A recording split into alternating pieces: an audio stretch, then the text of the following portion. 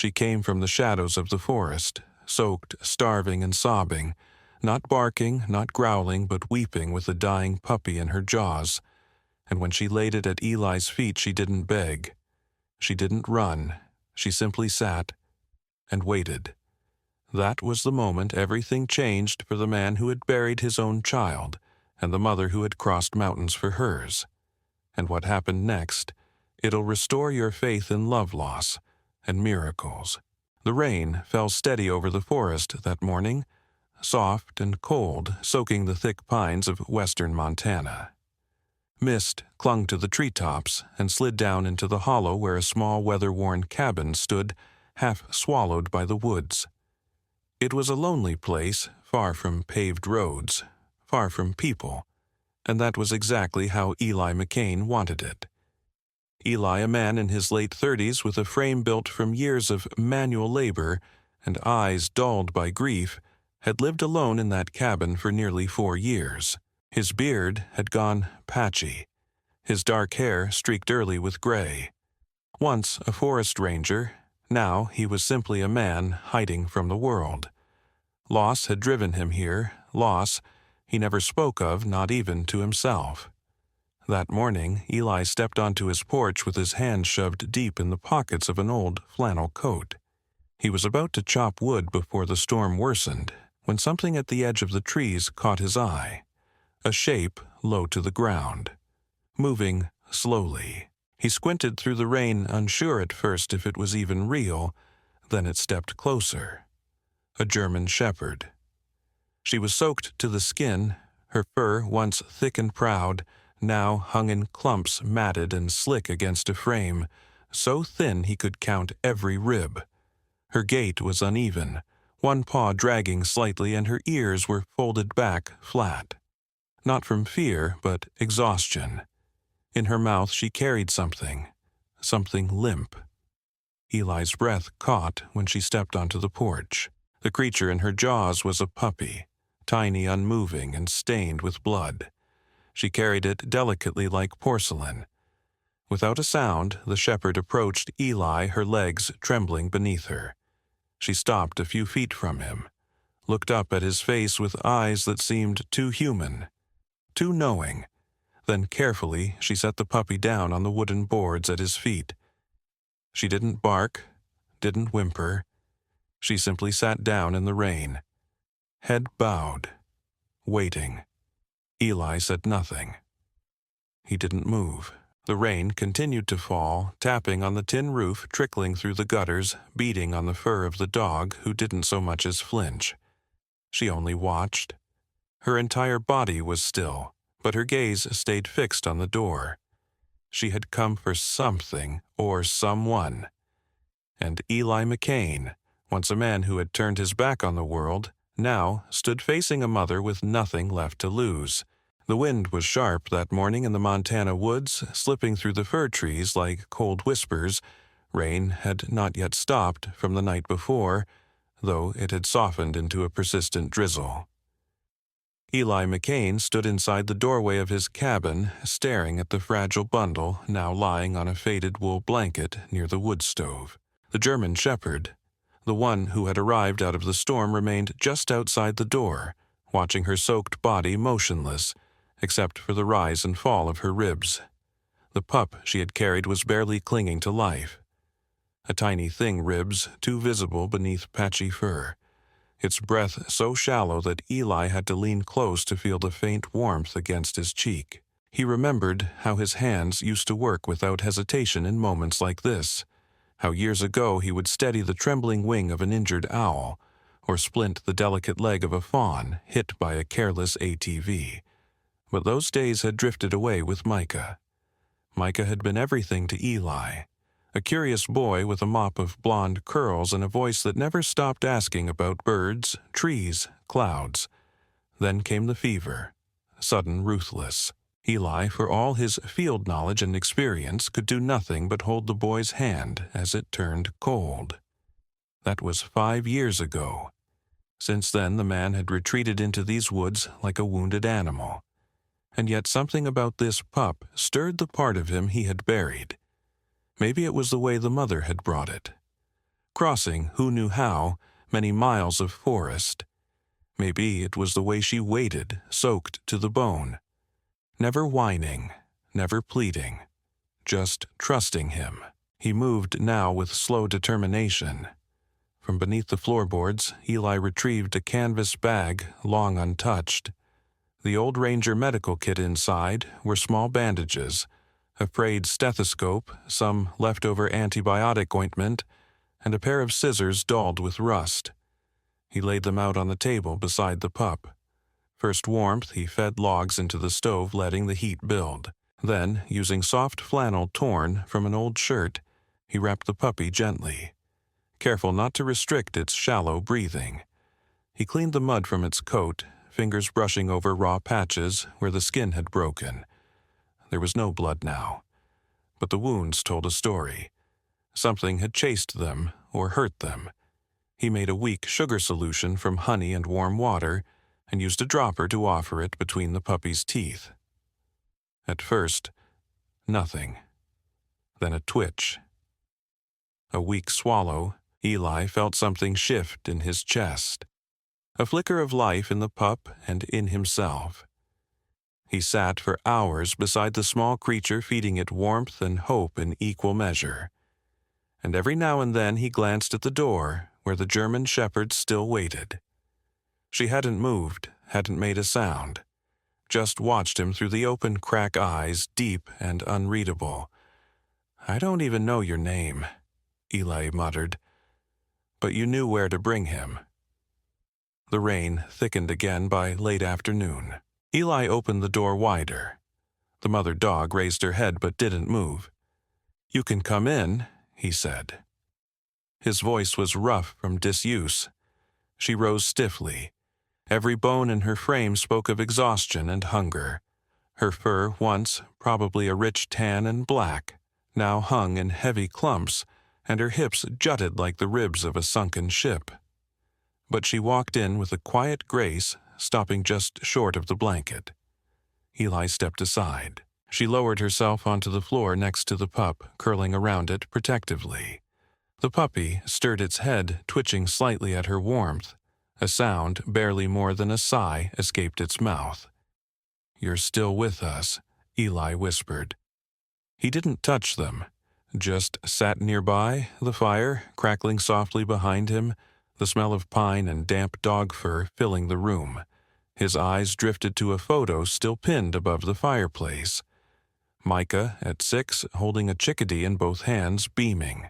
It had taken Eli 3 years before he could look at it without crying. Tonight, though he just looked, outside the rain continued to fall. The rain had slowed to a steady mist by dawn, painting the dense Montana forest in hues of silver and muted green.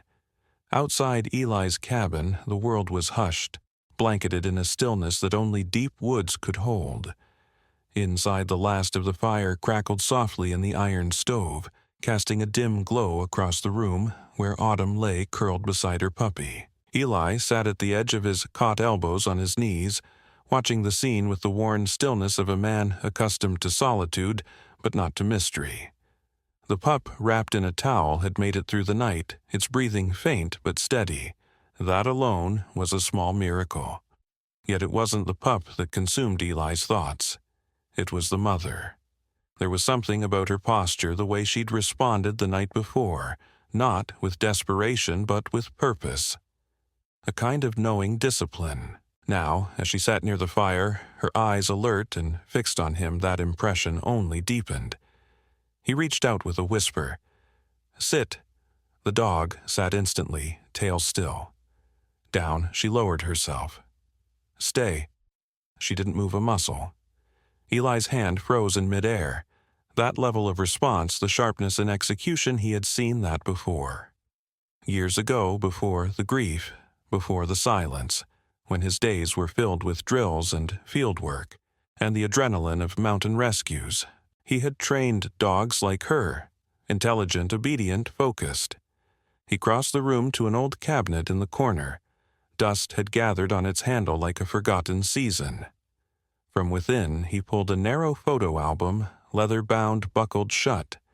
Inside pressed between years of paper memories were records, photos, clippings, his days in the National Forest Rescue Unit, dogs' handlers' reports.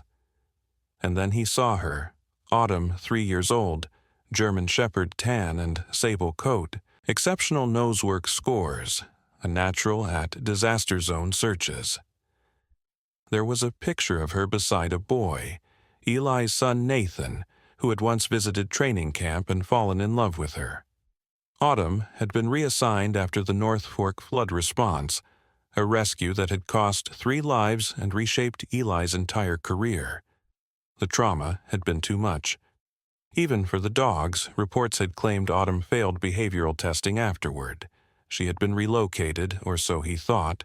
His fingers brushed over the photo. He turned slowly. The dog by the fire was watching him. Not begging, not anxious. "Just present Autumn," he asked, unsure. Her ears twitched, a subtle lift in her posture. He moved closer and crouched beside her. She sniffed his hand, then pressed her muzzle gently against his palm. Her eyes held no fear. It was her older, thinner, weather-worn, but still, her Eli sat beside her for a long time. He didn't speak again. Instead, he ran a hand through her rough fur, remembering how she'd leapt through floodwaters once to pull a trapped hiker out of a sinkhole. Remembering how his son had once tied a red ribbon around her neck and called her the Queen of the Pines. He hadn't thought of those days in years. Not since the accident. Not since Nathan. He blinked hard. His breath caught. He rose to check the puppy again. Its breathing was weaker now, but steady. He warmed milk on the stove, mixed it with a bit of honey, and used a dropper to feed the tiny creature Autumn watched every motion inching closer, only once, to nuzzle her baby, and then retreating again to the hearth. Later that morning, while cleaning an old storage bin, Eli found a half-used emergency vet kit, something he hadn't touched in years. There were antibiotics, a thermal blanket, even a collapsible kennel. He hadn't realized he'd kept it. He laid the puppy on the blanket, adjusted the heat lamp, and resumed the slow work of nursing it through the day. Outside snow had started to fall. Light, hesitant flakes dusted the trees and softened the muddy ground.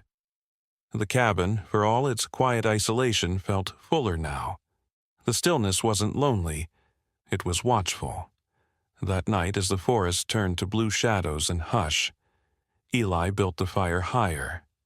He cooked a modest dinner, oats, eggs, and some venison he'd smoked weeks ago. Autumn didn't beg, but when he offered her some meat, she took it gently, eating in slow, careful bites. When the puppy whimpered in its sleep, she was there, instantly licking its ears, settling beside it, as if her body heat could hold death at bay.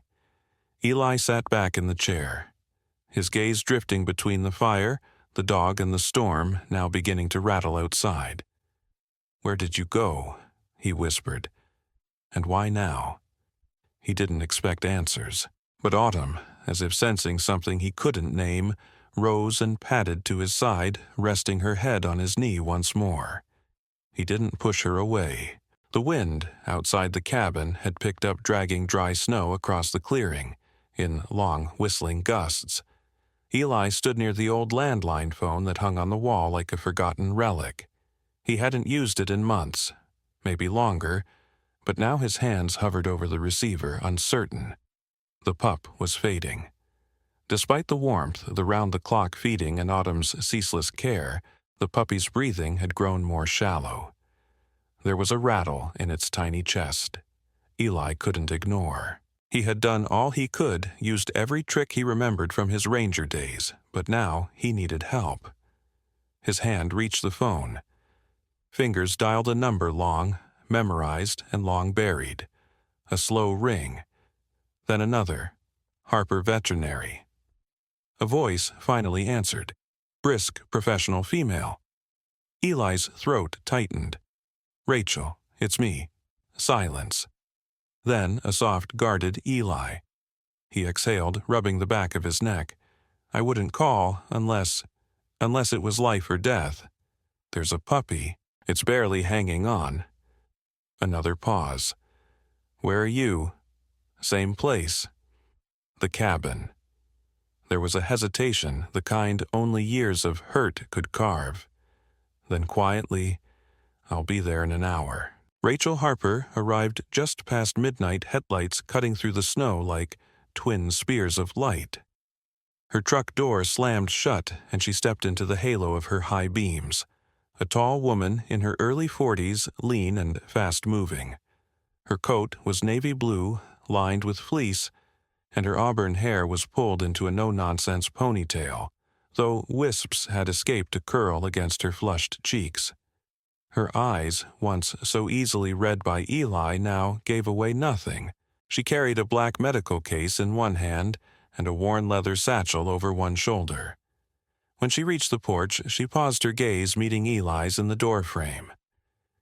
"It's been 5 years," she said not coldly. "Just a fact, I know," Eli murmured. "Come in." Inside, the air smelled of pine wood and boiling water. Rachel took one look at the pup in the crate by the fire and crouched down instantly, her hands moving with precision. Still breathing. That's something.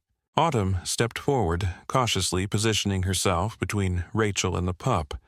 The fur on her shoulders bristled slightly, protective. Rachel glanced up. "Who's the mother? She is," Eli said. "Her name's Autumn. She used to be in the rescue unit. Remember the North Fork team?" Rachel's eyes softened. "I remember. She used to follow Nathan around like a shadow." Eli's jaw tightened, the name slicing through him like wind through bare branches. "I think she found her way back," he said. I don't know how Rachel didn't answer. She was already pulling tools from her satchel.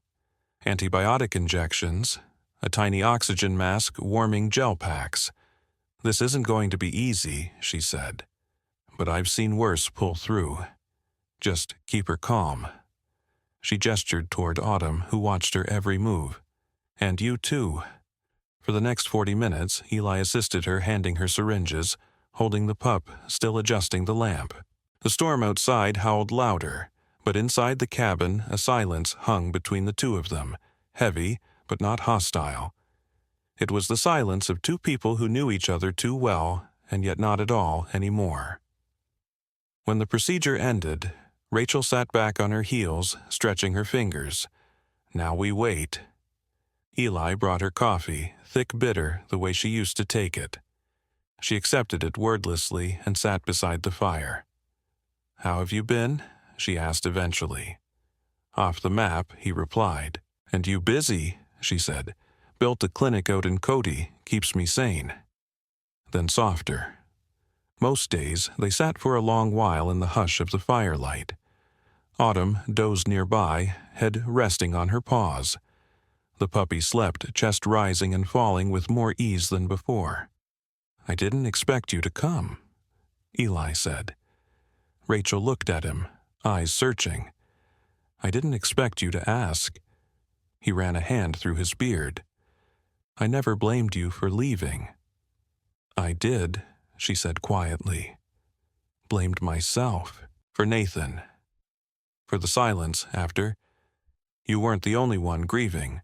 "No, but I was the one who couldn't stay in the house without hearing his footsteps." Eli's voice cracked. "I still hear them." Rachel reached across the table, her hand brushing his, not holding it. Just a touch. They said nothing more. When the storm finally broke at dawn, Rachel stood to go. "He's stable," she said, nodding toward the pup. "But I'll check in again tomorrow, and I'll bring supplies. You don't have to. I want to." She looked at Autumn, who now sat calmly beside her, as if she too understood something had shifted.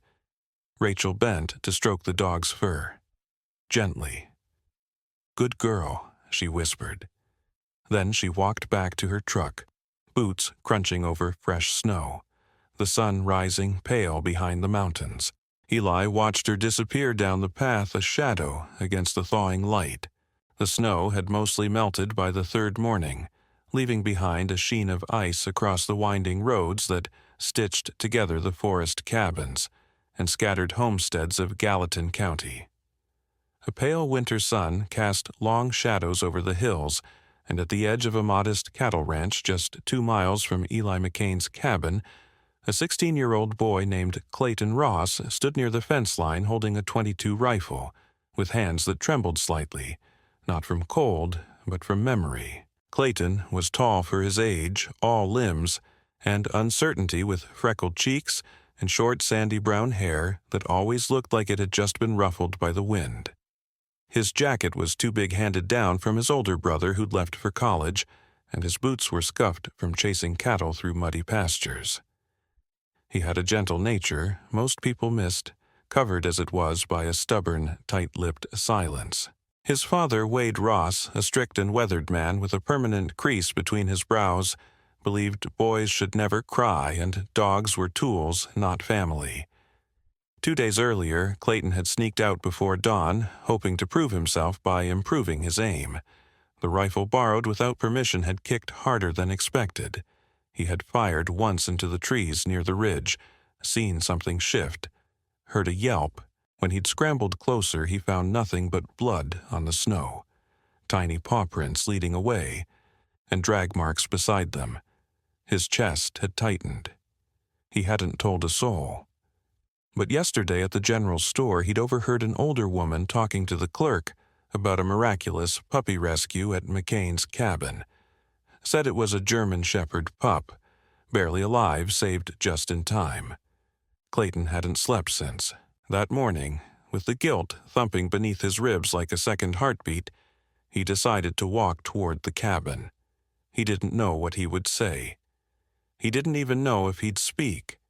But his mother, a quiet woman named Maybelle who smelled like lemon soap and read too many novels, had always told him, "A wound ignored will fester in the soul." He didn't want to fester. Eli was stacking firewood when he noticed the boy approaching, slouched shoulders, hesitant gait, holding something bundled in cloth. Autumn, now fully alert and healthy enough to patrol the porch, gave a low growl, but Eli raised a hand to calm her. "Morning," the boy called out awkwardly. His voice cracked midway and he cleared his throat. "Sir, I'm Clayton. I live down at Ross Ranch." Eli set down the axe and studied the boy, his face lined with quiet caution. "I know the Ross place. What brings you here?" Clayton hesitated, then held up the cloth-wrapped bundle. "I brought a book for the puppy. Heard it's still fighting." Eli raised an eyebrow but said nothing as the boy stepped closer. From the cloth, Clayton pulled a thin children's book. Dog, Heroes of the Wild. Its pages dog-eared and slightly bent. "I used to read it when I was little." He mumbled, "Thought maybe it might help." Eli took the book slowly. The gesture was unusual, innocent, and yet something about the boy's eyes, too stormy for someone his age, made Eli suspicious. Still, he opened the door and let Clayton step into the warmth of the cabin. Inside, Rachel had just left for the morning, and the place smelled faintly of antiseptic and cedarwood. The pup, named Scout by Eli in a rare moment of sentiment, lay swaddled in flannel near the hearth. His breathing steadier, but still shallow. Autumn was curled nearby, her ears perking as the boy entered. Clayton knelt beside the small bed, his breath catching at the sight of the tiny creature he'd nearly killed. Scout was barely the size of a rolled-up towel. His fur, patchy, his tiny chest rising and falling like the wings of a moth. "I didn't mean to." Clayton whispered, eyes glossy, "I didn't even know anything was there. I swear." Eli's voice was low, but firm. "You were the one who shot him." The boy didn't deny it. He nodded once, jaw clenched. "I was scared. My dad would lose it if he found out I'd used the rifle. I didn't think anyone would find him." Eli leaned against the wall, crossing his arms. "But they did, and they saved him." "I want to help," Clayton said quickly. "I'll chop wood, feed the animals, clean whatever you need. I have to do something." There was a long silence before Eli nodded. "You can start by reading him that book." Over the next few days, Clayton came back every afternoon. He fed the goats, fixed a broken shutter, and read to Scout in a soft voice that even made Autumn doze. Slowly, the guilt shifted into care. One afternoon, while stirring a pot of stew, Eli looked over and saw Clayton asleep by the fire, the pup curled against his chest.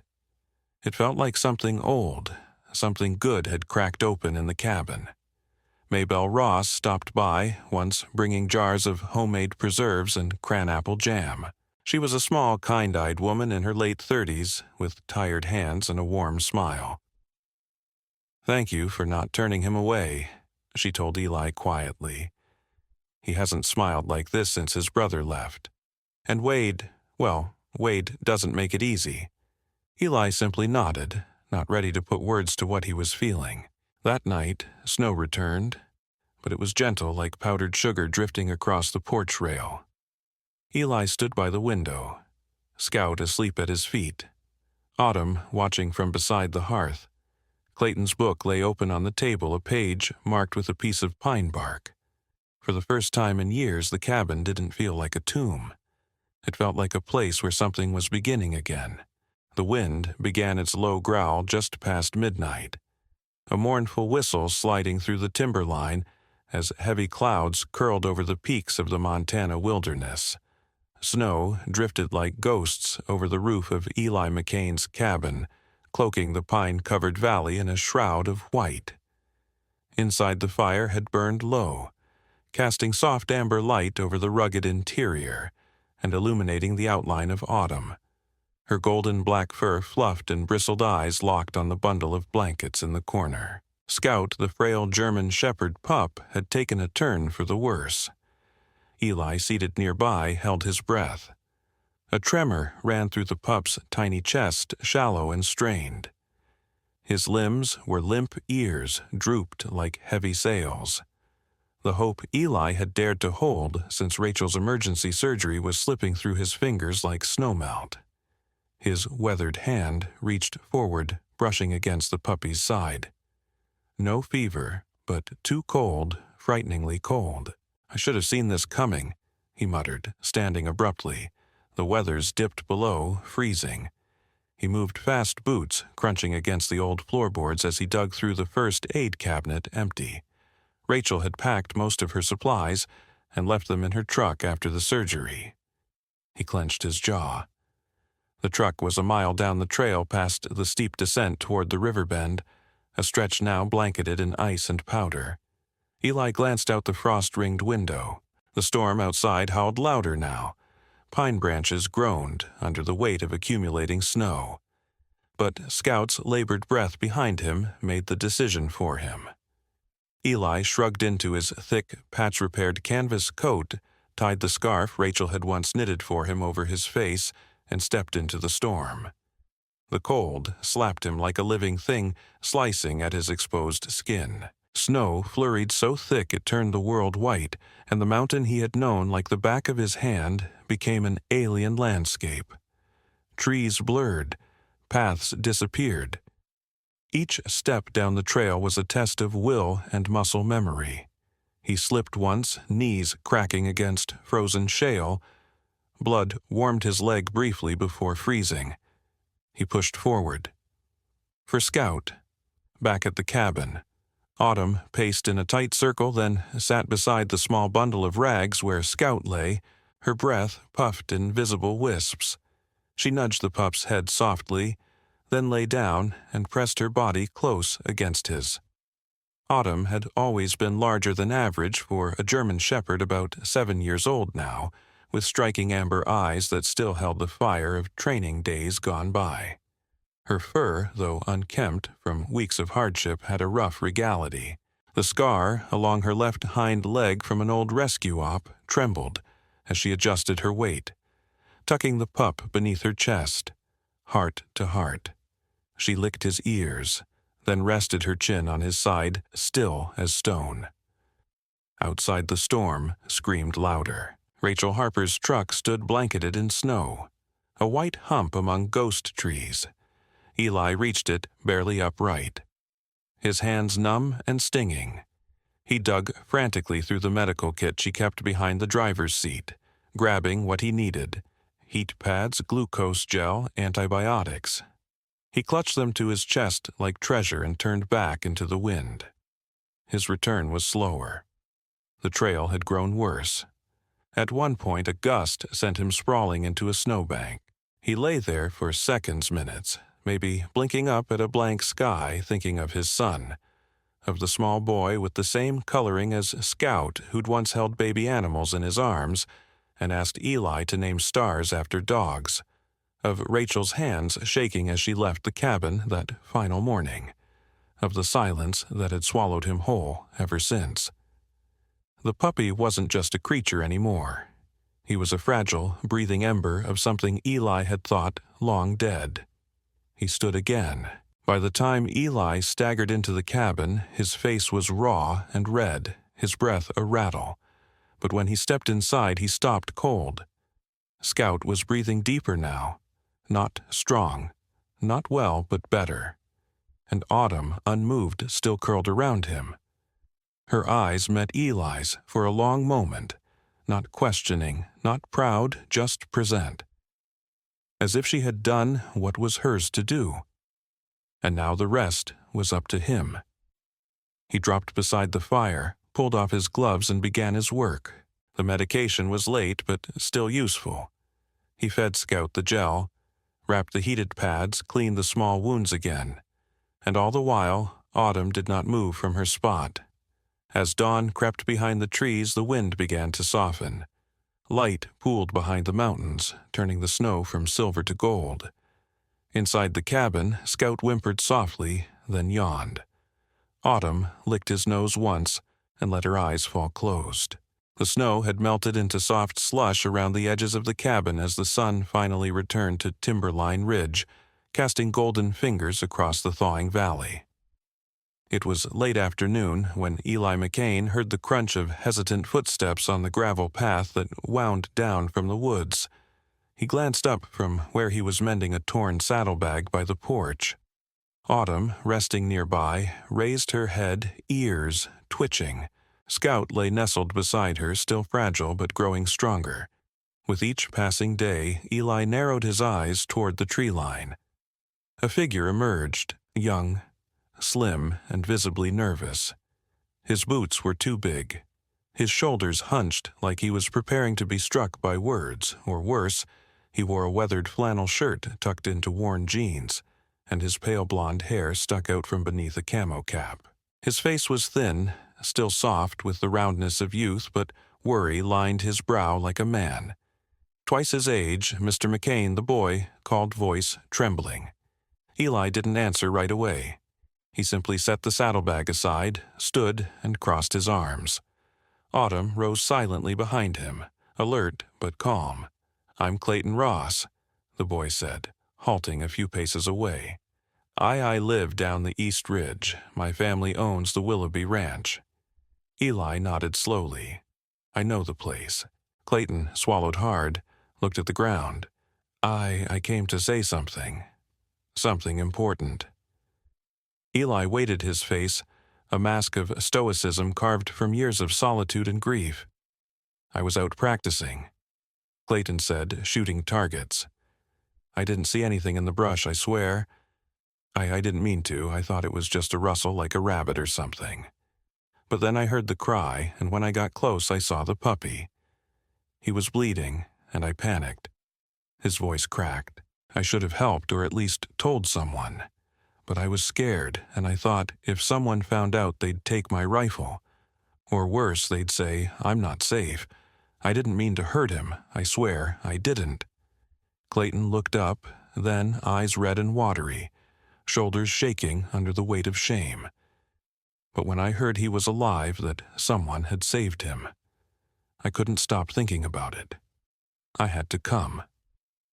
Eli studied the boy for a long moment. The wind rustled the pine branches. A hawk cried far above. Then Eli said quietly, You have any idea how close he came to dying?" Clayton nodded, biting his lip. "Yes, sir, and what about Autumn?" Eli gestured toward the dog beside him. "You shoot her too." "No," Clayton said quickly. "She was already with the pup when I got there." She growled. "I didn't dare go near. She chased me off the moment I moved." Eli let out a breath, something shifting behind his stern features. "You ran, but you came back," he said. "That counts for something." Clayton blinked. "You're not going to tell my folks." Eli stepped closer. "You're 16, old enough to take responsibility. That means facing what you did and fixing it. Not just hiding it. I'll do anything." Clayton said, "I want to help. Work around here, chop wood, haul feed, clean stalls, anything." Eli looked at him for a beat longer, then nodded. "Start with feeding the dogs." A moment passed before Clayton's face broke into surprised relief. He stepped forward, slowly crouched beside Scout with cautious gentleness. Scout sniffed his fingers, gave a small tail wag. Autumn, after a pause, turned her gaze away, not hostile, just watchful. Rachel arrived not long after her red truck crunching up the drive. She stepped out in her usual trail coat, auburn hair tied back in a no-nonsense braid, her veterinary bag swinging at her side. She raised an eyebrow when she saw Clayton, friend of yours. "Working on it," Eli replied. "You know the Ross Ranch?" Rachel nodded. "Not well, but—" "Yes." Clayton introduced himself again, voice more steady now. She offered a polite smile but looked to Eli for context. Later, after checking on Scout and nodding with satisfaction at his progress, Rachel sat with Eli on the porch while Clayton and Autumn wandered the yard. "I've been thinking," Rachel said softly, "about Autumn and Scout." Eli turned to her curious. "There's a new therapy program starting in Billings," she continued. "Part of a broader initiative to pair animals with PTSD veterans and trauma-affected kids. Autumn's history as a rescue dog, her instincts, and Scout's resilience, they could help others." Eli frowned slightly. "You're suggesting we give them up?" "No," Rachel said. "I'm suggesting we give them a bigger purpose, a structured one. Something that connects them to healing, to people who need them as much as they needed you."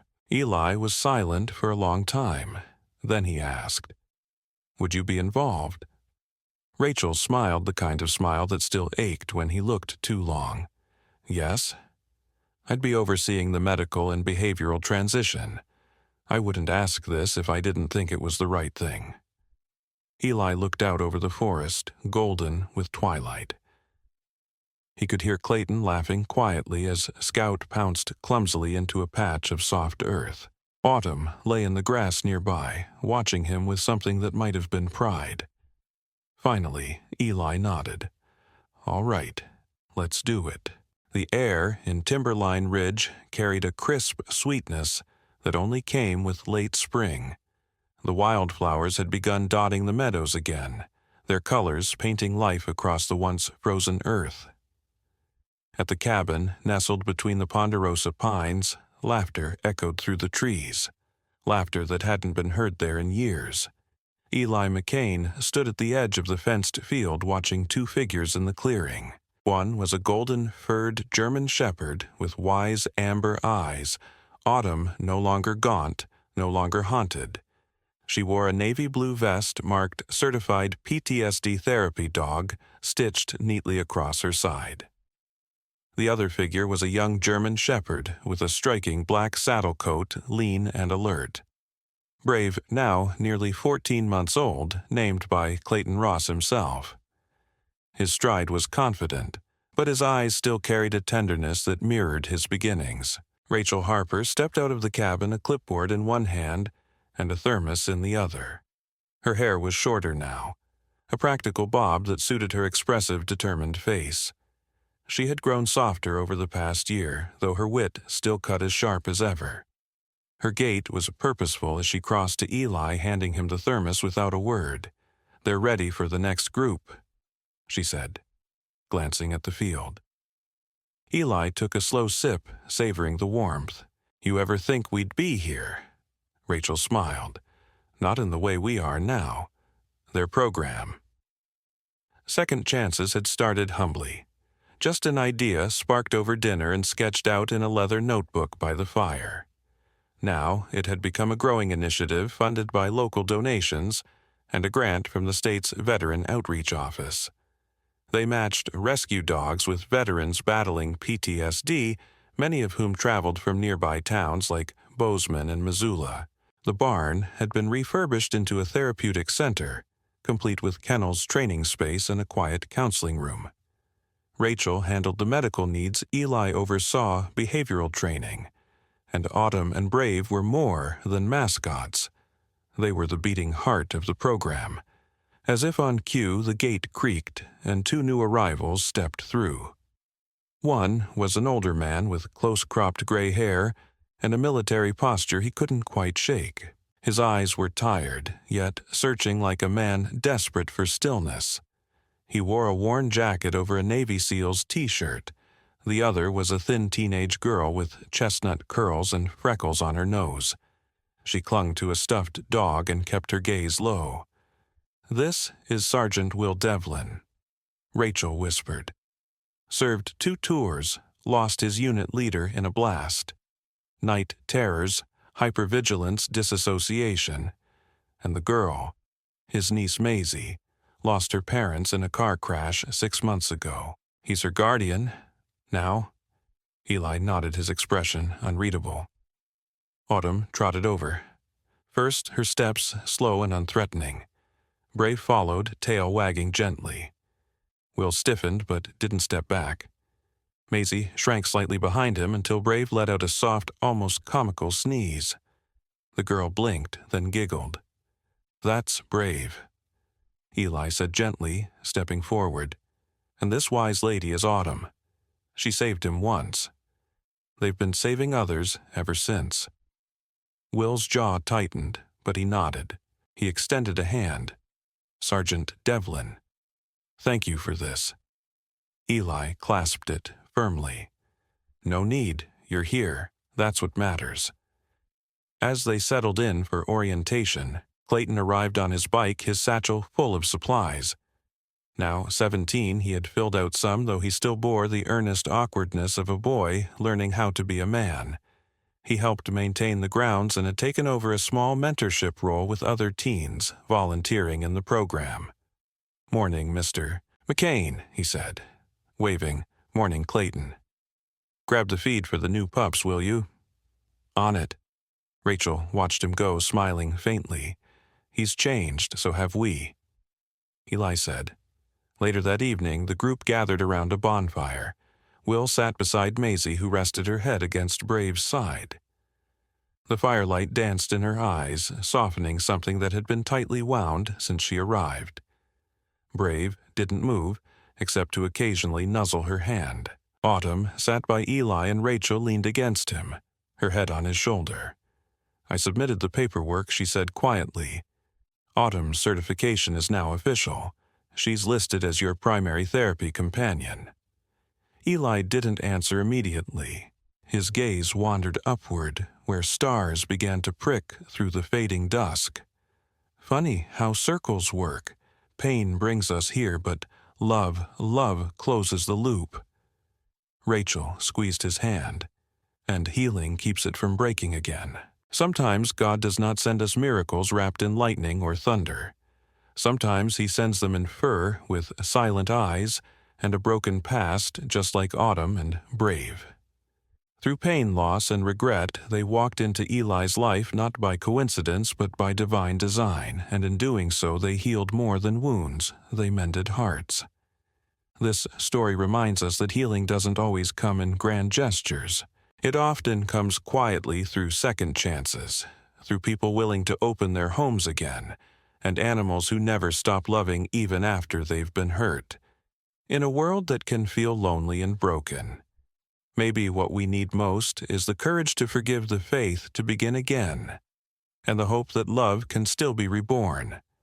If this story touched your heart, Please share it with someone who needs a little light today. Leave a comment below to tell us how animals have blessed your life. Subscribe for more stories of healing, hope, and redemption. And if you believe God still works through the smallest of souls, type Amen in the comments. May God bless you and all those who wait quietly for their second chance.